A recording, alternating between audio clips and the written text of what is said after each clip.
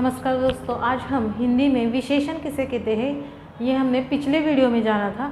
अभी विशेषण के जो भेद होते हैं, मतलब विशेषण के जो प्रकार होते हैं वो क्या मतलब किसे कहते हैं, मतलब किस प्रकार विशेषण के जो प्रकार लिखते हैं वो हम देखेंगे। तो सबसे पहले विशेषण मतलब क्या कि जो मतलब जो शब्द सर्वनाम और संज्ञा के क्या करता है, विशेषता बताने का कार्य करता है, उसे हम क्या कहते हैं, विशेषण कहते हैं। तो विशेषण के चार भेद होते हैं दोस्तों। देखो, जैसे सबसे पहला है गुणवाचक विशेषण, संख्यावाचक विशेषण, परिमाणवाचक विशेषण और सार्वनामिक विशेषण। ये हमने पिछले वीडियो में भी लिया था। इसके जो प्रकार है ये उस वीडियो में संख्यावाचक विशेषण मतलब यहाँ तक लिया था, ये हम शॉर्टकट में देखेंगे। और संख्यावाचक विशेषण के जो तीन भेद है वो इस वीडियो में हम देखेंगे। सबसे पहले गुणवाचक विशेषण किसे कहते हैं कि जो शब्द संज्ञा के क्या करता है, सर्वनाम के गुण, दोष, रूप, रंग का बोध कराते हैं, उन्हें हम क्या कहते हैं, गुणवाचक विशेषण। जैसे रंग मतलब क्या, काला, हरा, पीला, कौन सा भी रंग हो सकता है। जैसे गुणदोष मतलब लंबा, कायर, ऐसे गुणदोष। जैसे यहाँ पे वाक्य लिए है, छोटी बहन तनिक बच्ची थी। अभी यहाँ पे छोटी, ये क्या है, उसके गुण है। उसके बाद में नया ठेकेदार ईमानदार था, ये भी उसका क्या है, गुण है कि ये ईमानदार था। ये हमने पिछले वीडियो में देखा था। संख्यावाचक विशेषण भी हमने पिछले वीडियो में देखी थी। जैसे संख्यावाचक विशेषण किसे कहते हैं कि जो शब्द संख्या का बोध कराता है, मतलब वहाँ पे संख्या हो सकती है 1 से 100, मतलब जितनी भी संख्या हो वहाँ पे उसका बोध होता है, उसे हम क्या कहते हैं, संख्यावाचक विशेषण ऐसे कहते हैं। जैसे 2 रुपये 7 मील, ये क्या है, संख्यावाचक विशेषण है। जैसे यहाँ पे वाक्य लिए 5 साल बाद राजा ने राजकुमारियों को बुलाया। अभी ये 5 क्या है, संख्या का बोध हमें कराता है, इसीलिए यह संख्यावाचक विशेषण। दूसरा है हर तीसरे दिन नाखून बढ़ जाते हैं। अभी यहाँ पे क्या है, तीसरे दिन, मतलब तीसरे दिन नाखून बढ़ जाते हैं, ये क्या है, संख्या का बोध कराते हैं। जैसे राजा ने गेहूं के 100 दाने दिए, यहाँ पे 100 मतलब क्या है, संख्या का बोध कराता है। जहाँ जिस वाक्य में संख्या का बोध होता है उसे हम क्या कहते हैं, संख्यावाचक विशेषण ऐसे कहते हैं। तो जो हमारा संख्यावाचक विशेषण है उसके जो तीन भागों में उसको बांटा गया है। तो सबसे पहले हमने संख्यावाचक विशेषण के जो 3 भेद है वो जानेंगे।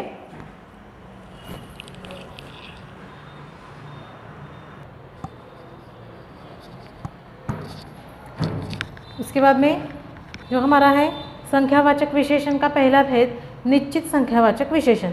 जैसे निश्चित संख्यावाचक विशेषण किसे कहते हैं, जैसे संख्यावाचक विशेषण में क्या होता है कि संख्या का बोध होता है, उसे हम संख्यावाचक विशेषण कहते हैं। तो निश्चित संख्यावाचक विशेषण में क्या होता है कि निश्चित ऐसे संख्या का बोध हो। जैसे निश्चित ऐसी संख्या मतलब हमको संख्या पता हो, जैसे निश्चित संख्या का बोध होता है, उसे हम निश्चित संख्यावाचक विशेषण कहते हैं। जैसे 3 आदमी, यहाँ पे मैंने आदमी या फिर कुछ तो भी आदमी या फिर आदमी पता नहीं ऐसे नहीं बोला, यहाँ पे मैंने निश्चित ऐसी संख्या बताई है। कौन से, कितनी, कि 3, मतलब मैंने ऐसे नहीं बताई कि कुछ आदमी या फिर बहुत आदमी, ऐसे नहीं बताया। वहाँ पे क्या होता है, यहाँ पे मैंने क्या बताया, 3, मतलब मैंने निश्चित ऐसी संख्या बताई है कि 3 आदमी, मतलब क्या कि निश्चित संख्यावाचक विशेषण। जैसे 10 दिशाएं, 10, यह 10 मतलब निश्चित ऐसी संख्या। जैसे उसके बाद संख्यावाचक विशेषण का दूसरा भेद है अनिश्चित संख्यावाचक विशेषण। अभी अनिश्चित संख्यावाचक विशेषण किसे कहते हैं कि जहाँ पे निश्चित ऐसी संख्या का बोध न हो, मतलब जैसे देखो सर्वनाम की अनिश्चित संख्या का बोध कराते हैं कुछ, जैसे कुछ सैनिक, अनेक जानवर। यहाँ पे मैंने कुछ सैनिक बताए हैं, मतलब मुझे संख्या का निश्चित ऐसा ज्ञान नहीं है, इसलिए कुछ सैनिक, मतलब वहाँ पे कुछ मतलब कितने भी हो सकते हैं, 10, 11। अभी हमको संख्या का निश्चित ऐसा बोध नहीं है, मतलब क्या, अनिश्चित वाचक सर्वनाम। जैसे अनेक जानवर, अभी जानवर बताए हैं, अनेक बताए हैं। यहाँ पे जानवर ऐसे फिक्स नहीं बताए, अनेकों जानवर यहाँ पे बताए गए हैं, इसीलिए हम इसे क्या कहेंगे, अनिश्चित वाचक विशेषण। जैसे संख्यावाचक विशेषण का तीसरा भेद है परिमाणवाचक विशेषण। अभी परिमाणवाचक विशेषण किसे कहते हैं, जैसे जो संज्ञा परिमाण की मात्रा, मात्रा, नाप तोल का क्या करते हैं, नाप तोल का बोध कराते हैं। मतलब नाप तोलना मतलब क्या कि बराबरी के हिसाब में नाप तोल के बताना। जैसे हम बोल सकते हैं 2 मीटर कपड़ा, मतलब परिणामवाचक, मतलब 2 मीटर कपड़ा मतलब कपड़े का, या फिर जो किलो मतलब किलो में, या फिर कपड़े में मीटर लीटर, ऐसे जो उसका जो बोध कराते हैं उन्हें हम परिमाणवाचक मतलब परिमाण मतलब नाप तोल के बताना। जैसे 2 मीटर कपड़ा है, 4 किलो चीनी है, 5 किलो चीनी है, या फिर 4 किलो गेहूँ है, या फिर 2 लीटर दूध है। ऐसे जहाँ पे बोध होता है उसे हम परिमाणवाचक विशेषण कहते हैं। उसके बाद में परिमाणवाचक विशेषण के यहाँ पे मैंने कुछ उदाहरण लिए हैं। जैसे देखो, आपकी चाय में कितनी चीनी डालूँ, यहाँ पे मैंने क्या बताया है, कितनी, मतलब उसके परिणाम के यहाँ पे बोध होता है, मतलब कितनी चीनी डालूँ, मतलब चीनी कितनी डालनी है वो बतानी है। दूसरा है डिब्बे में 1 किलो दाल है, यहाँ पे डिब्बे में 1 किलो मतलब यहाँ पे संख्या का बोध होता है, यहाँ पे संख्या का बोध, यहाँ पे 1 किलो मतलब संख्या का बोध होता है, कितनी डालना है 1, यहाँ पे समझता है, यहाँ पे कितनी, यहाँ पे समझ में नहीं आता है। तो परिणामवाचक विशेषण के भी भेद मतलब पढ़ते हैं। जैसे परिमाणवाचक विशेषण का पहला भेद है निश्चित परिमाणवाचक। मतलब निश्चित परिमाणवाचक मतलब क्या कि जहाँ पे क्या होता है, निश्चित ऐसे संख्या का बोध होता है। जैसे संख्यावाचक विशेषण में निश्चित संख्या का बोध होता है, यहाँ पे क्या होता है, जो शब्द में क्या होता है, निश्चित मात्रा का बोध होता है। सॉरी, परिमाणवाचक में क्या होता है, निश्चित मात्रा का बोध होता है, मात्रा का बोध होता है। जैसे निश्चित परिणामवाचक मतलब जो संज्ञा शब्द निश्चित ऐसे मात्रा का बोध कराते हैं। जैसे हम अनिश्चित, निश्चित में क्या किया, संख्या का बोध कराते हैं, निश्चित अनिश्चित वाचक में संख्या का यहाँ पे बोध होता है। वैसे ही परिमाणवाचक में क्या होता है, निश्चित ऐसे मात्रा का यहाँ पे बोध होता है, उसे हम क्या कहेंगे, परिमाणवाचक विशेषण कहते हैं।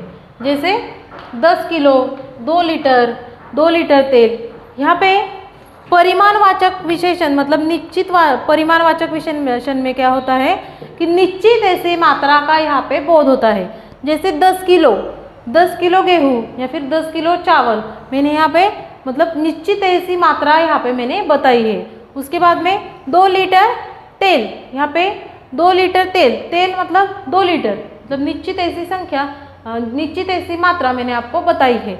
मात्रा मतलब जैसे जिसके 10 किलो या फिर किलो, लीटर, मीटर ऐसे जो आते हैं उसे हम परिमाणवाचक विशेषण में मतलब बोलते हैं। जैसे उसी प्रकार निश्चयवाचक, वैसे ही अनिश्चयवाचक किसे कहते हैं, परिमाणवाचक। अनिश्चित परिमाणवाचक मतलब क्या, जैसे देखो जहाँ पे निश्चित मात्रा का बोध न होता हो, जैसे हमको निश्चित ऐसी मात्रा नहीं समझ में आती, जैसे थोड़े चावल, बहुत नमक, थोड़ा गेहूँ, ऐसे निश्चित यहाँ पे मात्रा का जो है वो बोध नहीं होता, उसे हम अनिश्चित परिमाणवाचक विशेषण कहते हैं। उसके बाद में तीसरा है सार्वनामिक विशेषण। अभी विशेषण का जो तीसरा भेद है वो है सार्वनामिक विशेषण। जैसे देखो पहला भेद है दूसरा भेद है संख्यावाचक, पहला है गुणवाचक विशेषण पहला था, दूसरा था संख्यावाचक विशेषण के ये 2 भेद हैं, ये 3 भेद हैं परिमाणवाचक विशेषण। और उसके बाद में जो तीसरा है वो है परिमाणवाचक विशेषण, और जो चौथा है वो है सार्वनामिक विशेषण। ये विशेषण का चौथा भेद है। जैसे परिमाणवाचक विशेषण, ये विशेषण का कितना भेद है, तीसरा भेद है। उसके जो भेद है वो है 3, जैसे निश्चित, अनिश्चित और 2 भेद है, निश्चित और अनिश्चित। वैसे ही सार्वनामिक विशेषण है वो विशेषण का चौथा भेद है। जैसे देखो जो सर्वनाम शब्द क्या करता है, वाक्य में विशेषण का कार्य करता है, विशेषण का कार्य जहाँ पे होता है वो क्या होता है, सार्वनामिक विशेषण। अभी विशेषण का कार्य, जैसे देखो यह कुल्हाड़ी मेरी है। अभी यहाँ पे विशेषण का कार्य कौन कर रहा है? यह क्या है? विशेषण कार्य कर रहा है। जैसे गेहूं के वे दाने कहाँ है, मतलब कौन से? तो वे दाने कहाँ है। जैसे ये क्या है? हमारा सार्वनामिक विशेषण, मतलब जो वाक्य में क्या करता है? विशेषण का कार्य करता है, उसे हम क्या कहते हैं? सार्वनामिक विशेषण। तो इस प्रकार हमने विशेषण और विशेषण के जो 4 भेद होते हैं, उनमें जो संख्यावाचक विशेषण के 3 प्रकार और परिमाणवाचक के 2 प्रकार, तो इस प्रकार हमने विशेषण के जो 4 प्रकार हैं मुख्य, वो हमने देखे। धन्यवाद।